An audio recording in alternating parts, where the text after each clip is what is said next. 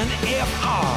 NFR Extra is a podcast dedicated to the Wrangler National Finals Rodeo and features icons and personalities that embody the Western lifestyle.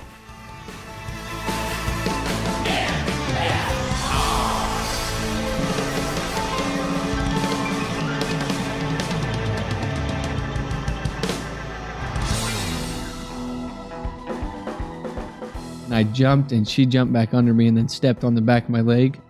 45 minutes later, I was getting on the bull in the short round and I was hurting, but I didn't think anything was wrong with me other than I got stepped on. So I get on the bull, ride him, and go to get off. Well, my tail wrapped around my hand when I came off, landed on my feet, and he sucked me back under him and stomped on the same leg again. God, jeez. My goal wasn't win the Triple Crown this year and be done. It's my goal is to be the king of the Cowboys, and that's 9 years off. So I got to win 9 more all-around world titles to accomplish what I set out to do. Nobody can take away what I've done and what I'm going to continue to do, because it ain't over. Heck yes, brother. Hey, everybody, this is Steve Godert, and you're listening to the NFR Extra.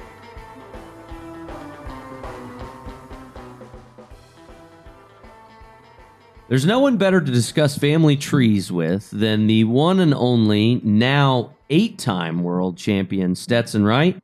And Stetson joins us on NFR Extra. So, Stetson, let's continue the conversation we were just having, because we've heard so much about your dad and your uncles through the years, but I want to hear a little bit more about you and your brothers and the personality differences between you all.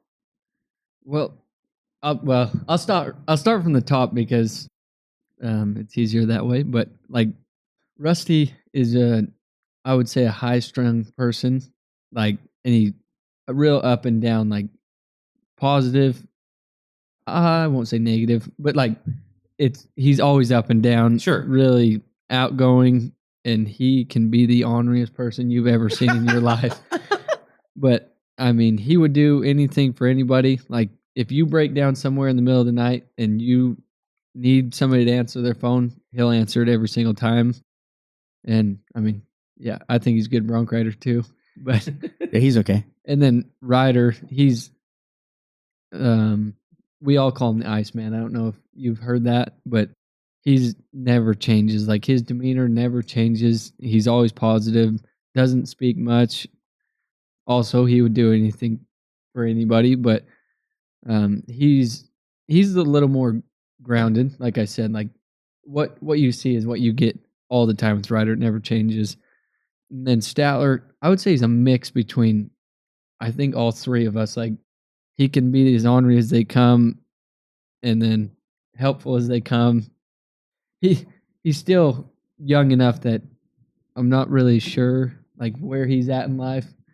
But he has figured out bronc riding, so that's cool. Sure. No, Steve and I were watching a 90-point ride that he just made in Window Rock just a couple days ago, and I'm surprised that he didn't make it last year. Because it just seemed like he was that close, and obviously there were some end of the year events that that brought some more money into the fray, so that changed a lot of things. But he seems like he's got some gold buckles in his future as well. Yeah. So when Statler, he's always rode good. He started when he was a junior in high school, so he started way late.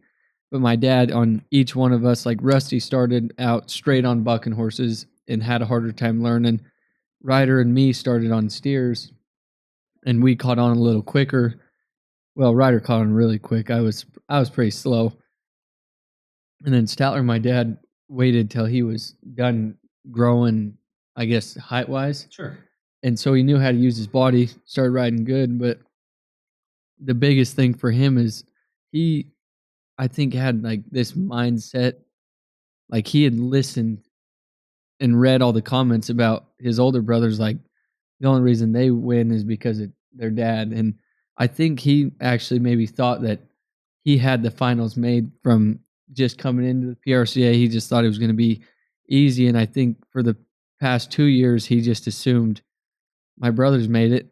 I'm just going to make it. And that isn't the way I was wired. I always seen being Cody Wright's son was a disadvantage. They expected me to be so much better because, I mean, if Cody was good, how great are his kids? And so I was always like trying to prove myself to where Statler, I think, had that mindset, like I was saying, like, I'm just gonna make it. I'm Cody's kid. I'm related. I'm Ryder, Rusty, and Stetson's little brother. And it dang for sure didn't work. And then once he, I think, figured that out over finishing in the top 20 in 2 years in a row, that's a terrible feeling. I did that one time in 2019, and I was like, "What the heck is this?" Never again. Yeah. What was wild was watching your dad ride. Is like, man, he was, kind of the new breed. I mean, the way that rodeo is progressing, Cody comes along and is like, holy cow, like that Cody Wright, he can ride. And then to watch his brothers go, it's like, man, they look at Jake and Jesse go and go down the list of all the Wright boys. And it's like, holy crap, can it get much better? And then here comes the next generation. And Stetson's like, watch this. This is cool. And then just comes in. And so, I mean, but you could say whatever you want. And yeah, they only got there because of their dad. You're probably right. Because you had a world champion as a dad and teaching you that stuff. And something that stuck with me last year that you said, when you're, breaking records and you're knocking it out of the park, and your dad said to you, like, it's like watching you wrestle when you're a little kid. Like, I want you to win so bad and you don't care. I'm like, holy crap. Like, this kid's knocking the world over, and that, but the expectation that your dad has as being a champion and then expecting that out of you, it's like, man, like I shown you how to do it. I laid the foundation. You build the mansion.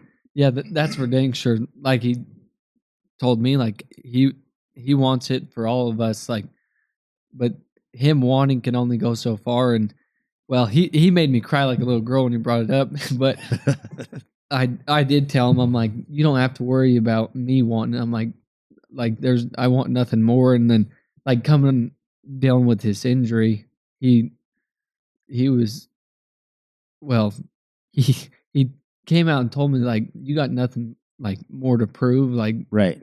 Like, you've won everything that you've set out to win. And when he said it, I'm like, I'm so far from, like, right, everything I've wanted to accomplish. I'm like, I'm coming back. And I mean, I've done a lot of research on these hamstrings and athletes, and like, there's not many people that have came back from these.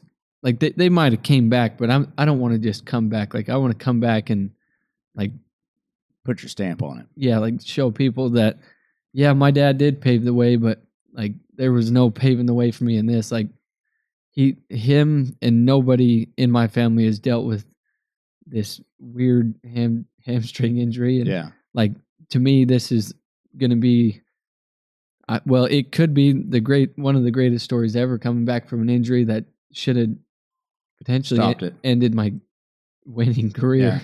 So take us back to when it happened, and then I'd like you to fast forward to now, the rehab process, and who kind of manages that timetable for your return. So I think I've got it figured out that I tore 2 of them hamstrings off the bone. Oof. And one was still attached. In Fort Worth last year in the short round, I got off a Xena Warrior of Calgary's in the short round, and I jumped, and she jumped back under me and then stepped on the back of my leg. Oh my gosh. And 45 minutes later, I was getting on the bull in the short round, and like, I was hurting, but I mean, I didn't think anything was wrong with me other than I got stepped on. So I get on the bull, ride him, and go to get off. Well, my tail wrapped around my hand when I came off, landed on my feet, and he sucked me back under him and stomped on the same leg again. God, jeez. My surgeon and my doctor told me, like, they were like, ignorance is bliss. Like, I think the way I caught it is like, you're so dumb, I guess is how you could say it, because like, to be honest, until I tore it, I didn't even know what a hamstring was. Like, I'd never, like, I just didn't know anything about it. And like, it hurt riding for the next couple months, but I'm just like, well, you got stepped on, you're sore. So I just kept riding, and then eventually the pain went away, and I managed to figure out how to ride with it. And when I tore the last one, or tore them all, like, there's no saying, because I never went to the doctor, so I can't say, but that's the only way I can figure out how it happened. But when it fully tore was at the circuit finals in round 2. I rode a bull of Legacies sitting sideways, and he was an outstanding bull. I was 89 points, and it, like, 5-6 seconds, I heard a pop, like an elastic pop in my hip and down the back of my leg. And I finished the ride and I hit the ground. I jumped up and the bull was right there. So I went to take off and I made like 1 or 2 strides and my whole body just locked up and I hit the ground and I could not get anything to work. Like it shut me completely off. And like I knew something was wrong, but I'm like, what the heck? And the only thing that was rolling through my mind was the NFR is a month away, less than a month away. And I'm like panicking. Well, I'll just say like sports med, it wasn't the Justin sports med at our circuit finals. It was, I don't even know who it was. They checked me out. They were like, no, everything's fine. You might just Really? have a muscle cramp or something. And I'm like, well, that one hurt. like A muscle. I don't think Gatorade's gonna fix this. Charlie horse. And like, I decided not to get on in round 3, just because, Precautionary. like, Yeah.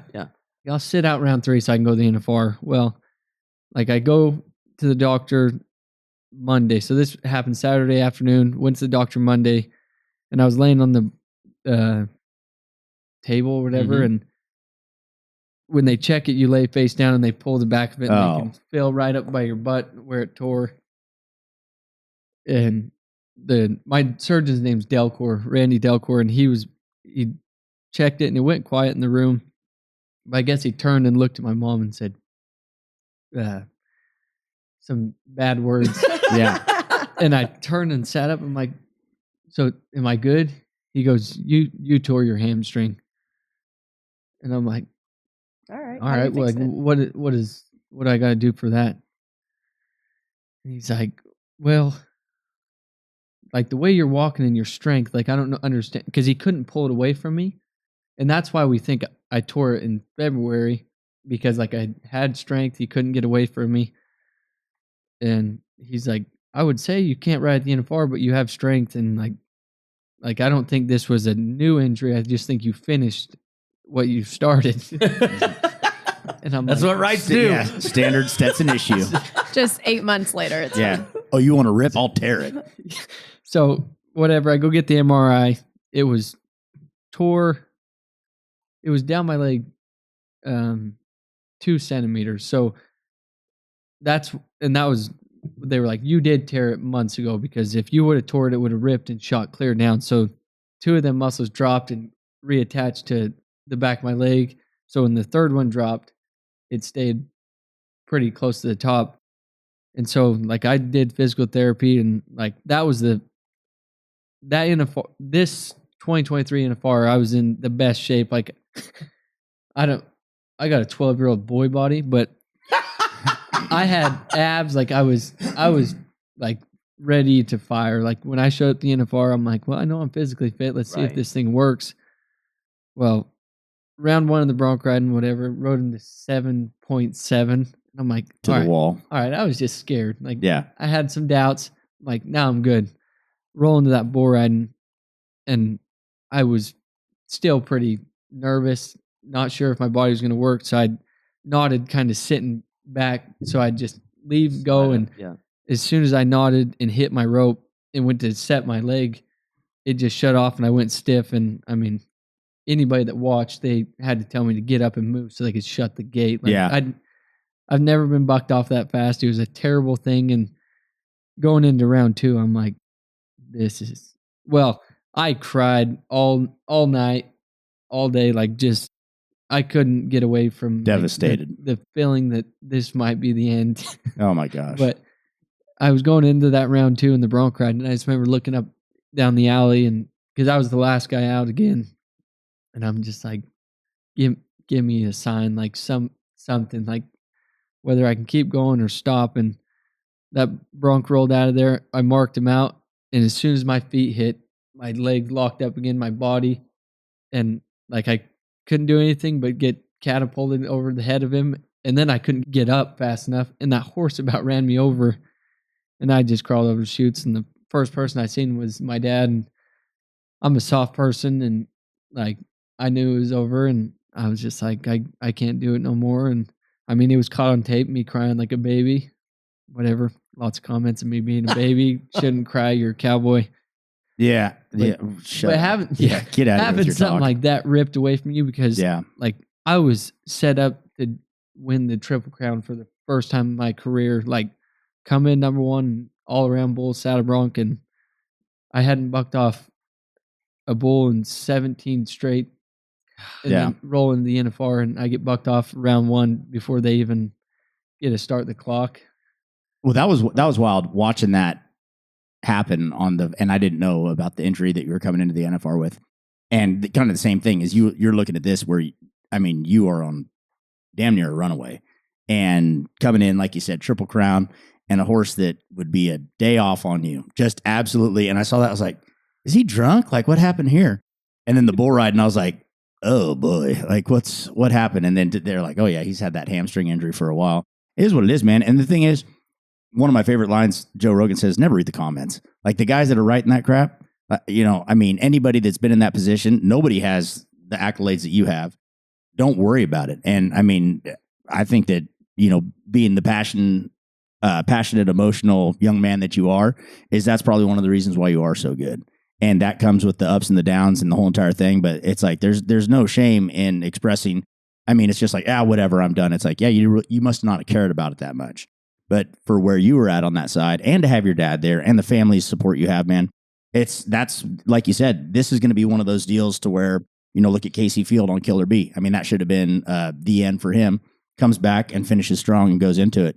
But that mindset that you have, the support that you have, the passion that you have, that is going to be a story that'll be talked about for a long time to come. Yeah, like sitting out, I could have just kept getting on and humiliating myself, but like, what was the point of risking putting myself out longer? And like what I did read in the comments, because I am funny, built, like wired up different, like that stuff. Like when I was like all through this process of the return, like I screenshot all of them and I read them and I'm just like, I'm coming back. Like I got more to prove. Right. And that was the decision on sitting out, was like, yeah, you can try to win 1 or 2 more gold buckles this year, or hopefully 3, but why not sit out and try to win 10 more? Like my goal wasn't win the Triple Crown this year and be done. It's like my goal is to be the king of the Cowboys, and that's like 9 years off. So I got to win 9 more all around world titles to accomplish what I set out to do. Let's take a quick pause and we'll be right back. Do you need a dose of social? A dash of insider info? Then the National Finals Rodeo's social network is set up just for you. Get updates, insights, unique content, and much more on Facebook, Twitter, Instagram, and TikTok. You can find us at /Las Vegas NFR. Be sure to use #WranglerNFR on your posts and tweets. There's something for all rodeo fans. The biggest stage, the brightest lights, the Wrangler National Finals Rodeo.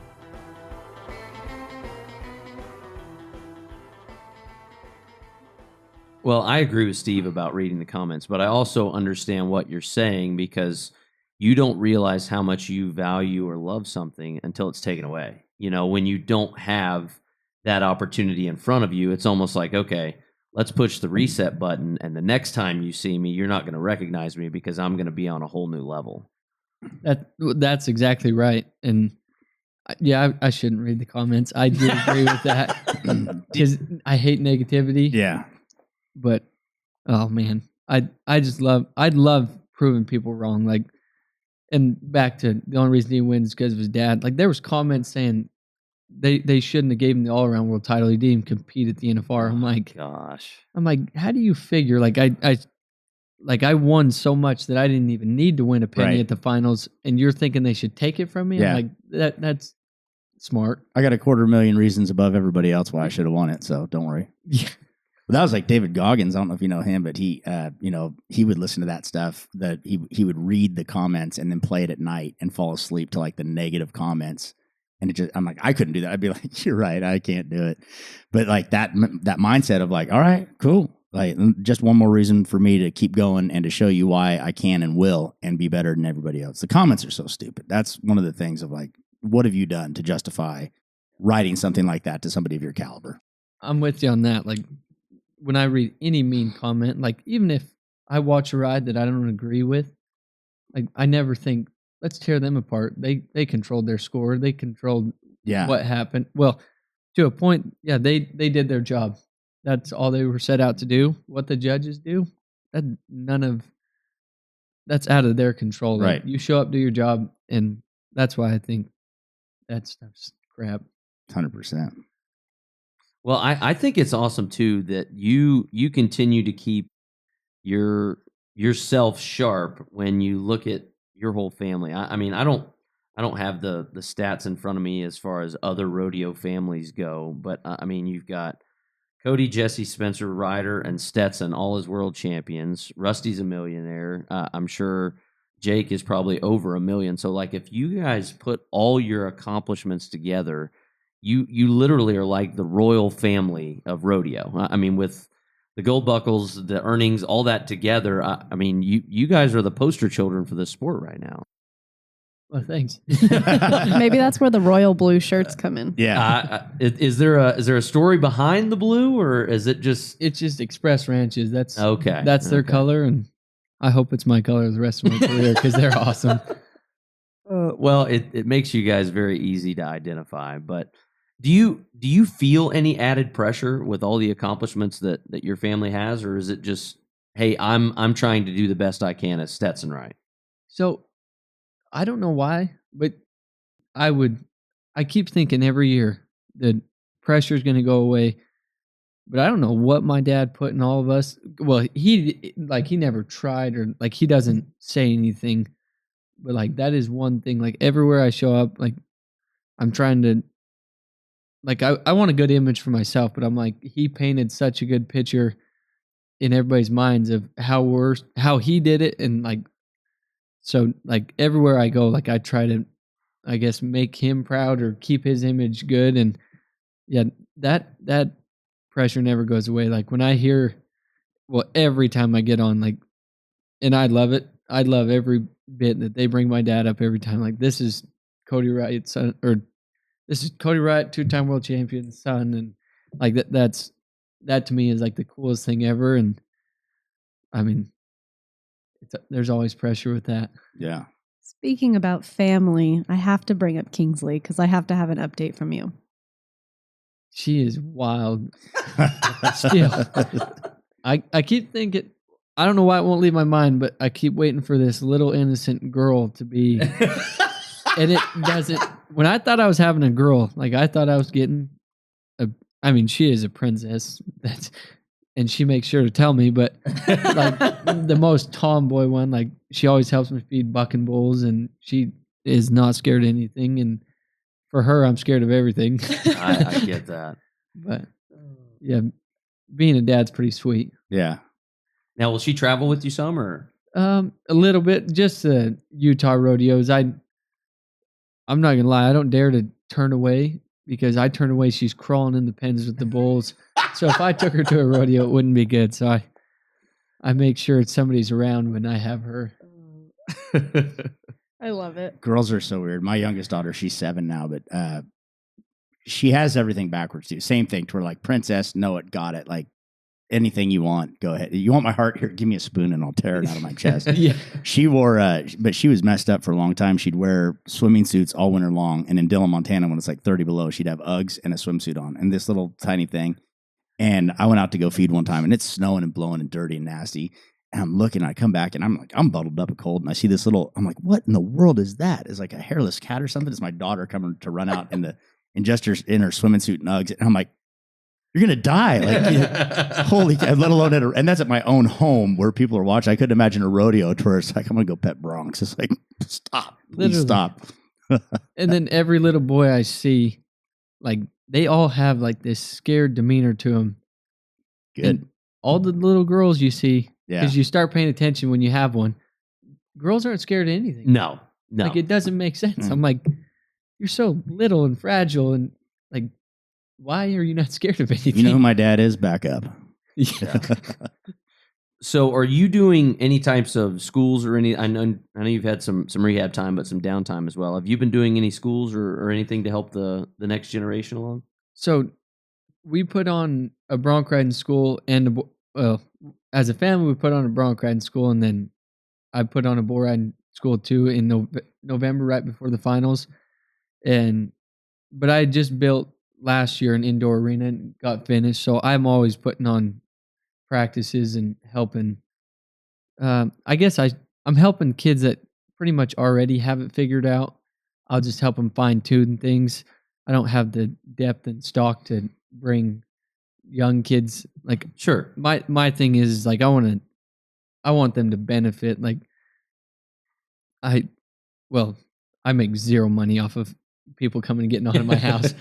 But yeah, when I got hurt, that was like my way of coping with things was I was buying bulls and then I'd buck them, and it made the injury go by a lot faster because I had something to do. But as far as school, I've done one school, and then twice a week I usually buck bulls and kids will come get on at my house. How are you feeling right now, injury wise? I'm feeling pretty dang good. I mean, Yeah. I got on my first bull last week and it went pretty good. I mean, there's scar tissue that's breaking, so that's a weird sound to hear, but the bull went really good. Bucking horse, I got on that one a couple days after that, and I was feeling pretty confident coming from the bull to that. And once again, I ate some more humble pie. I got bucked off, but it's crazy, like the not getting on. Like I don't even count getting on at the NFR because like I didn't. Like that wasn't me. So like not getting on for 6-7 months and then just jumping right back on, like your body, like the stuff you lose, the Perishable skill. like yeah, the rodeo muscle that I had just was completely gone. Like when I got off that bull, and it was just a nice bull. Like it was one of mine. Like I knew what it was going to do, and I was fatigued. I was wore out, and for I guess it's been a little over a week now, I'm still pretty sore from it. But as far as coming back, I'm just going to get on more practice before I return. Like I said, when I show up, like I don't want people to think, "Uh-oh, there it was. yeah, he's gone." Yeah. Like when I show up, I want them to be like, "Oh my gosh, his dad gives him everything." Yeah. If it wasn't for his dad, he wouldn't even be here. What about dummies? What about, I mean, like any dummy bucking or spur boards or stuff like that? Are you doing that, or is that just kind of out the window? If I would use my head, so from the day I left surgery, like I got out of surgery, I had never felt pain at all. Like my parents, for the first 3 days, managed the pain pills. Then they took me off of them. But I never felt pain in that transition all the way to working out. Never felt pain, nothing. So when I was going to get on, I'm like I don't even need to get on a dummy or anything. Like I just jumped on because I'm like, there's no pain in this, and I don't know why everybody struggles. But looking back a week ago, I should have been doing more of that. But I just thought me being in shape was enough. Right. And in a way, in the bull riding, it was enough. But the bronc riding, it takes a little more on your body, which is so weird because it's such a, like, it feels good normally. Mhm. Yeah. But when you set your feet, like it does pull on your hamstring, which, like I said before, I didn't even know what hamstring was. I've never felt a pull, so I just jumped on both, and one went good, one went bad. So I'm at 50-50 right now. Well, it's funny because we talked to Tim O'Connell about his rehab process, and he had some ailments that he finally just said, "Hey, I need to shut this down and get right. Like I haven't been right for 2 or 3 years. There have been these things that have just ailed me." And so his thing was, I'm not going to try and come back just to rodeo from August to October. Like I have dates that I want to line up with my rehab. So he just said, I'm shutting it down and I'll restart in 25. So did you have, through your rehab process, did you have dates in mind where you're trying to build yourself up to a certain starting point, or were you just kind of letting your body tell you when it's time to go back? So immediately they told me 6 months, like 6 months. So I was like, all right, perfect. Reno, that's perfect time to come back. Like they haven't even started rodeoing yet. And then after the surgery, they were like, we want you to be 100% when you come back. So I threw the dates out the window and I promised them that I'd stay off my leg. I'd do exactly what they said. So my surgery was December 20th. And then the new year, my parents always do like the word of the year, like pick one. And I picked discipline because I figured I was going to have a lot of it to be able to sit out. And I mean, I was praying that 6 months would be the end of it. But I promised my mom, my dad, my physical therapist, my surgeon, anybody that was in the conversation that I would make sure I was ready when I came back. And so I had no dates as when I was coming back, and it was actually Monday. So actually, I got on 2 weeks ago. So Monday, I went to the doctor, and I was like, "So where am I at?" And he was like, "Well, what are you asking?"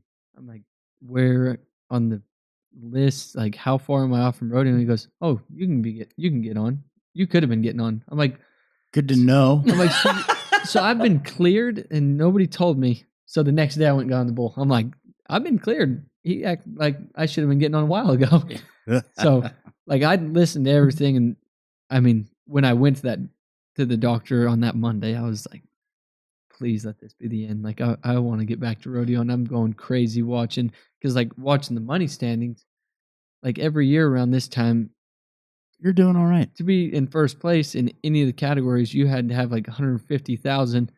And right now it's like barely over 100. And then the all arounds like 40 or 45. I'm like, oh my gosh, these guys have messed up so much. Like we gotta get going, because like I can make this up in a couple rodeos. Like Doors wide open. Yeah, you guys. Yeah. So when he gave me the green light, I'm like, here we go. Let's like they didn't win enough. They did not win enough. I see you. Knock, knock. So are you going to go on, are you going to start getting on the spur board and dummies and stuff like that and maybe take a different approach, or are you just going to go full send? Yeah, I'm going to, like I said, like I don't want to show up, and I'm not a big fan in donating money. Yeah. So like I'm set to return in Vernal, Utah on the 14th next week. But the way that bronc ride went and everything, like I still have just a week. So I'll get on some practice. If it feels normal again, then I'll go. But if it doesn't feel like me, then I won't lie to myself. I'll just keep, I guess, hitting the grind. You're taking the old fashioned, like, just get through it. Like you said, of like that, the Cowboys don't cry, like just be a Cowboy. It's like, yeah, or straighten it up and come back and win 9 or 10 more golds. Like, let's take that long-term approach. Well, yeah, that's the thing. Like the best way to get sour and shorten your career is not winning. Right. Like, And ride hurt. Yeah. Yeah. Riding hurt is like the worst. I mean, I tried to do it. I got on 3 head at the finals. To me, that's not Cowboy. That's dumb. And Right. Anybody that thinks I'm not Cowboy, Stay on your couch and keep typing. yeah, it doesn't really bug me, because when they're paying me, you can say what you want. And Yeah. when I retire, nobody can take away what I've done and what I'm going to continue to do, because it ain't over. Heck yes, brother. Keep eating Cheetos in your boxers. Yeah. So, could you see yourself doing one and then waiting, like starting on bulls and then getting on broncs later, or is that not an option? You want to do both? That's the conversation I've had with my dad, which he didn't know.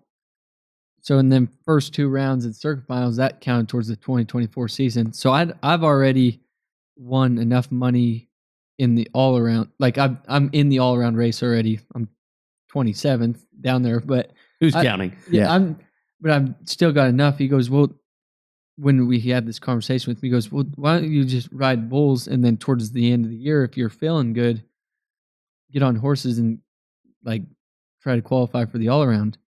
And then I explained to him, he goes, well, that's what we'll do then. Just get on bulls.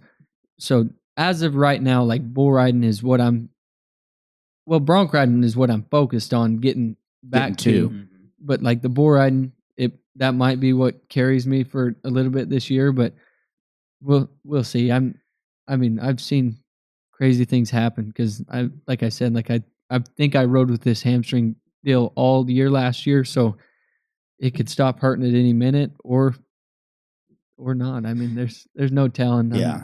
That might be kind of nice though too, because you've been going very hard on both events and focused on that for the Triple Crown and the the goals that you have are substantial, but it might be kind of nice to take a year, half of a year, and just do one event and be like, man, I feel good. Like, I'm not sore. Because, I mean, regardless, even when you ride a bronc, like you said, you got on the one horse 2 weeks ago and you're like, I still kind of feel a little bit of that.